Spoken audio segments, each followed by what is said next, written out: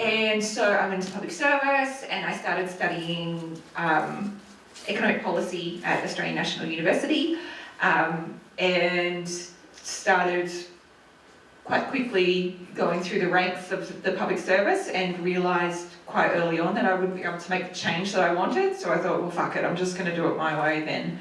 I'm a bit of a stubborn asshole. I'm just like, that's what I want, so I'll just make it happen. I call it Leonie's Grandmaster Plan. So I've got a Grandmaster Plan about everything. Mel, who's sitting up the back there, she was my mentor when I was 20, and I've always had it in my Grandmaster Plan that I would go and headhunt her one day and take her away from the public service so that she would work for me instead. And I've just made the Grandmaster Plan happen, so yay me! Yay me! And I went to school with Mel, so I can highly recommend her as well. Thank you so much, thank you. I didn't call any of the referees from the application process, so maybe that might be a good time to go through that now. Excellent. Okay. Actually, we were just talking about this before, about the job. Sorry to hijack Mel. I'm sure you'd love to be up here on stage. You look like you're thrilled about this part of the conversation. One of the questions you asked in the interview was, why should we hire you? And Mel struggled, like a lot of people do, to answer that question. And you were finding that interesting, that it was, you know, what would your answer be? I'm just like, because I'm Leonie, I'm fucking brilliant, like why wouldn't you? Like you're a bit, no, if you don't. So I don't know, I just have a ridiculous belief in myself, but I don't think it's ridiculous, I just think it's honest. So there's no imposter syndrome. There's no minute where you would say to yourself, how did I get here? Am I really doing all of this? Oh no, that comes up all the time. Like so for me, let's go hippie woo woo, guys. We're going to go deep. So your inner mindset blocks just come up like all the time, and especially when before a big leap in the business, it'll happen. So from public service, I was like, you know what, fuck it, I'm just going to find a way to make it happen. So I set a goal, okay, I'm going to earn $30,000 a year from doing this thing that I love. Committed to it, and I did it, and then I've doubled my company every year since. So in the last, I think we're nearly a $3 million a year company now, which is insanely cool. And I go, what the fuck just happened? Like, how did that happen? But it's kind of, I set those goals, and then whatever comes up inside me that needs to be healed in order for me to grow into that person, then I do that. So, you know, intuitive healing and therapy and every woo-woo treatment under the sun and counselling and all of those things, that's essential because I am not that person who created a $30,000 a year company. You know, I've had to grow and shift and heal so much of my mindset, my childhood shit and my confidence stuff. And I still have moments where I'm like, what the hell am I doing? Like, how did this happen? Like, great, I had the grand master plan, but like inside me, I still feel like a 16-year-old girl sometimes. And so it's that continual stepping into the next evolution of myself. And I love growing, and I like changing and transformation and all that shit. Like, why wouldn't you do anything except heal your shit? Because that stuff's boring and your future's really interesting. So, well, let's do that instead. I get very, very bored with being stuck in my own shit. A lot of money too. Yes. How do you, I mean, what does money buy? What does it bring? Asking as a person who wouldn't have a clue. So, somebody once said, and I think this is very, very true, that money doesn't make you anything but what you are. And I think we all have like really shitty mindsets that rich people equals blah, blah, blah, blah, you know, selfish, blah, blah, blah. When that's absolutely not true at all. And believe me, I used to believe that shit, but now I know a lot of rich people, and I'm like, well, that doesn't make sense. There's actually nobody that I know who's wealthy and successful who is self-centered and not world-facing and not actively working on their inner shit. So what it means now, having extra cash, is I don't worry about money, I don't think about money anymore, except for its potential of what we could do next. So for fun, some of my friends, we got a bit bored, and so we funded a school build, a 6-room school in Guam. In Ghana, in West Africa. And that was really fun. That was just, one of those afternoon projects. We're like, we're bored, poor little rich people, we're so poor, what do we do? Oh, let's go build a school, that'll be fun. So you just get to be a little bit more creative with what you do with your money, and you think of really cool shit to do with it, and then you have fun spending it that way. I don't really spend. I definitely subscribe to Thomas J. Stanley's theory about the millionaire next door, whereas millionaires, real millionaires, they actually are very fiscally conservative. And they don't behave like rich people. They don't buy really flashy cars. They don't spend a lot of money on luxury goods. The people who are doing that are people who are earning 6 figures who want to appear richer. So I still buy second-hand cars, and you'll see me rocking my mum van. Meep meep, trucker round, hello boys, and drag racing off in my 4 cylinders. Whoa! Because those aren't my values. My values are have fun, make art, do cool shit in the world. So that's, having more money just means that I get to do more of that, which is fun. One of the quotes that you wrote in your questionnaire that you filled out was actually in relation to the loss of your brother. Yes. In an accident when you were 14. Yes. And he was 25. Yes. And this really stood out to me. You said, I became less afraid of dying and also less afraid of living. I love that. That is very profound, but can you talk us through what you mean by that? So you probably guessed that I'm one of those people that's very open, a little bit too open, some would say. I don't think so. I think I could go further. I don't understand what lines are. Like, people are like, Leonie, there's a line, and I'm like, where? And lines are boring. So I'm quite comfortable with talking about money and sex and death. And I think losing my brother at a young age was very, very formative for me, and I feel it's so incredibly lucky that I had my brother for 14 years, and I also feel incredibly lucky that he died. I feel incredibly lucky that I got to experience profound grief at the age of 14 and just go, wow, like, you're in it for a long time or a short time, you might as well make it a really fucking good time. And my brother did. Like, he did amazing things in his 25 years, and I think, fuck yeah, bro. He had cerebral palsy. He did not at all let that be a hindrance to him. He did not have issues with his confidence levels. And this is a secret, but we're all friends here. He even managed, we found out afterwards, that he was hooking up with his hot non-disabled coach, which I think is just great. I'm like, yeah, go brother, you nailed a normal, hot girl. Like, he would have just been so proud of himself. And he was very self-effacing, and I think the only thing that I'm sad about that he died is that he got his driver's license on the first go, and it took me 5 goes to get my driver's license, and that would have just been a wonderful opportunity for him to rub it in my face. So he had such a ridiculous sense of humour about his disability, and he would always moan about the fact that he wasn't more disabled so that he can compete in more disabled events, because he was going to be in the Sydney Paralympics. And I love that. And I also love the fact that when he died, my relationship with him did not stop. He's still my brother. He still speaks to me. He's still up there evolving and growing. And that's like with all of my dead kindred and dead friends. They're all there, and they're all still doing their thing, and it's beautiful.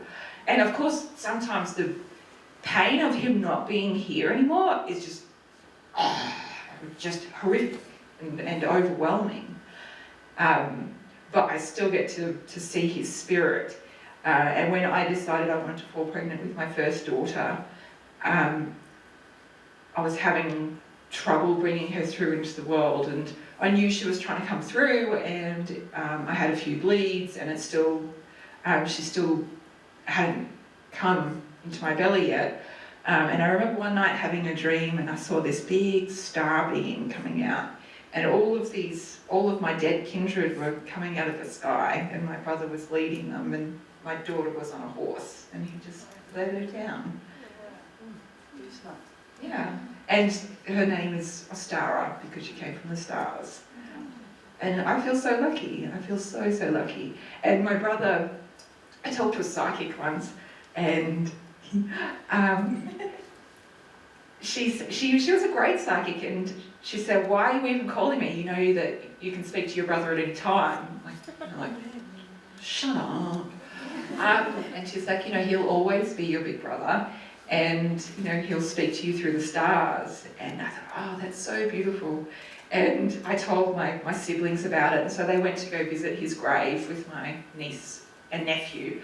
And my niece and nephew were 3 and 4, and they burst out into song, and they started singing "Twinkle, Twinkle, Little Star." Each was through the stars, and so of course my siblings were all like, "Oh, guys, every time you was through the children!" But how fucking cool is that? How cool is it? My brother died, and I get to learn all this shit because it doesn't end. I don't think it ends. I just think it keeps on going, and I get to keep on learning, and it's the fucking coolest. The end. Anybody got any questions? Sure, we've got lots of questions. I'm curious for you, where to next? What's on the big master plan? Can you invite us in for a little sneak peek?